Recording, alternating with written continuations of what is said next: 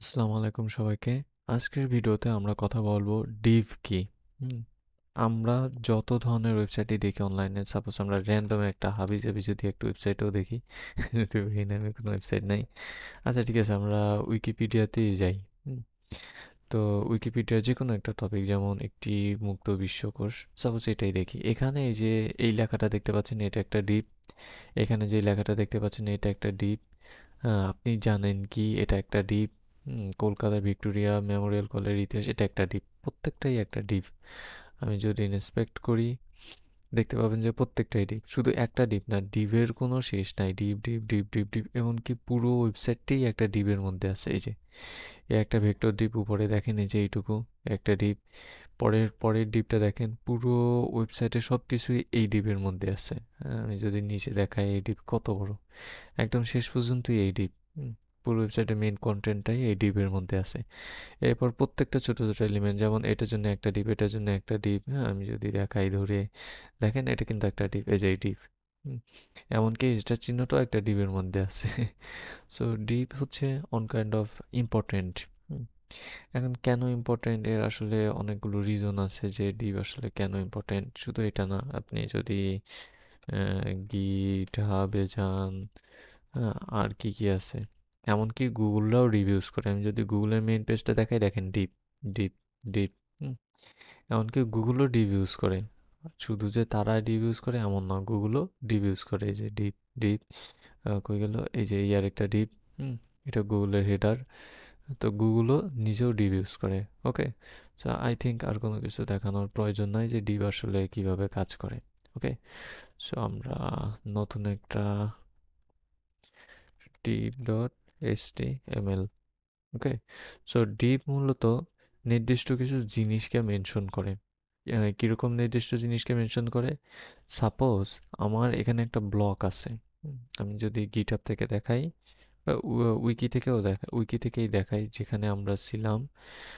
এখানে সাপোজ আমার নির্দিষ্ট একটা ব্লক আছে, এই যে এইটুকু হচ্ছে আমার একটা ব্লক, এবং এইটুকু হচ্ছে আমার একটা ব্লক। দেখলেই বুঝতে পারতেছেন এটা হচ্ছে নির্বাচিত প্রবন্ধ। হ্যাঁ, এবং আপনি জানেন কি দুইটা সম্পূর্ণ ভিন্ন। তো এই নির্বাচিত প্রবন্ধ একটা ব্লক হবে, এবং আপনি জানেন কি এটা আরেকটা ব্লক হবে। দুই ধরনের ব্লক হবে। তো এই দুটো ব্লককে আলাদা করার জন্যই আমরা মূলত ডিপ ব্যবহার করি। সাপোজ আমি যদি এখানে এখন লিখি যে ডিপ, এবং এই ডিপ হবে শুধুমাত্র ক্যাটের জন্য, তাহলে আমি H3 ক্যাট, আমি এখানে জাস্ট ক্যাট লিখে সার্চ দিই, সিএটি ক্যাট। ওকে, তো বিড়াল, এই যে বিড়াল নিয়ে চলে আসছে। তো আমি এখানে বিড়ালটাকে কপি করে নিই। এখানে বললাম যে দিস ইজ এ বিড়াল, কন্ট্রোল ভি। আসলে ওরা কিছু স্পেস বা এলিমেন্ট অতিরিক্ত কপি করে নিয়ে আসছে, এবং পিটাকের ভিতরে আমি এই বিড়ালটাকে পাস করে দিলাম। অর্থাৎ বিড়ালের যে ডাটাটা আর কি, সেই ডাটাটাকে পাস করে দিলাম। অ্যাগেন আমি আরেকটা ডিপ নিলাম, এবং এটা নেব আমি ডগের জন্যে। তো আমি এখানে লিখলাম যে ডগ, কুকুর।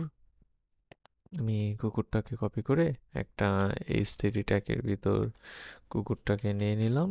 অ্যান্ড হচ্ছে আমি আরেকটা পি ট্যাগের ভিতর কুকুর সম্পর্কে কিছু ডাটা নিয়ে নিলাম, লাইক এই যে। ওকে, নাও এই দুইটা হচ্ছে দুইটা আলাদা আলাদা দ্বীপ। এই দ্বীপ শুধুমাত্র বিড়ালকে নির্দেশ করে, এবং এই দ্বীপ শুধুমাত্র কুকুরকে নির্দেশ করে। হ্যাঁ, কিভাবে, আমরা যদি একটু অভিনয় লাইভ সার্ভারে যাই, দেখেন একটা দ্বীপ শুধুমাত্র হচ্ছে কুকুরকে নির্দেশ করবে। আমি ছোট করে দিই। হ্যাঁ, একটা দ্বীপ শুধুমাত্র বিড়ালকে নির্দেশ করবে, আরেকটা দ্বীপ শুধুমাত্র কুকুরকে নির্দেশ করবে।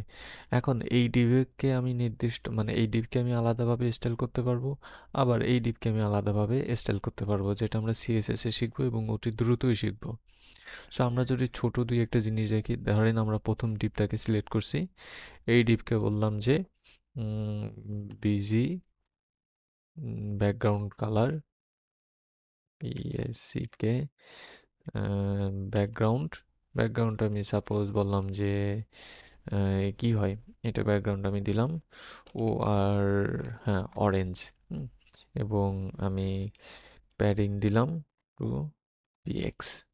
ওকে, সো এটা হচ্ছে আমার বিড়ালের যেই টিপ।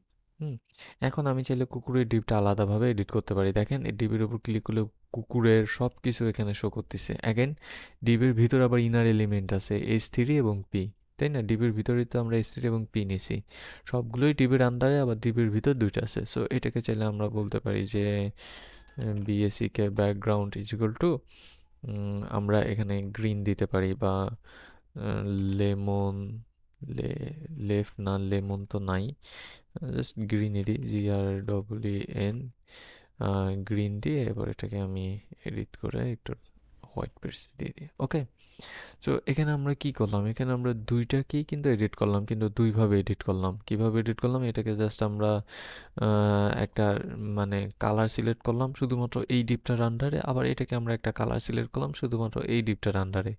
হ্যাঁ, দুটো কিন্তু আলাদা আলাদা।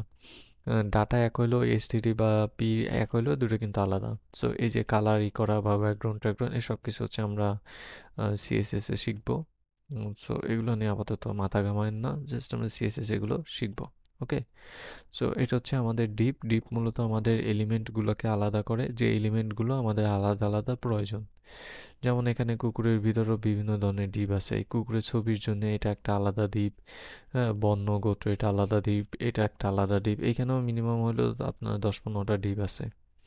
এই দেখেন এই ডিপ ডিপ ডিপ ডিপ 10-15টা কি আরও বেশি আছে। এই যে এই ডিপটা পুরোটা জুড়ে।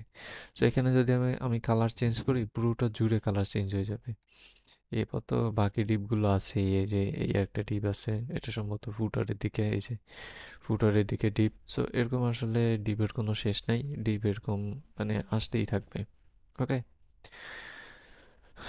সো আল্লাহ হাফেজ সবাইকে, দেখা হচ্ছে পরবর্তী ভিডিওতে।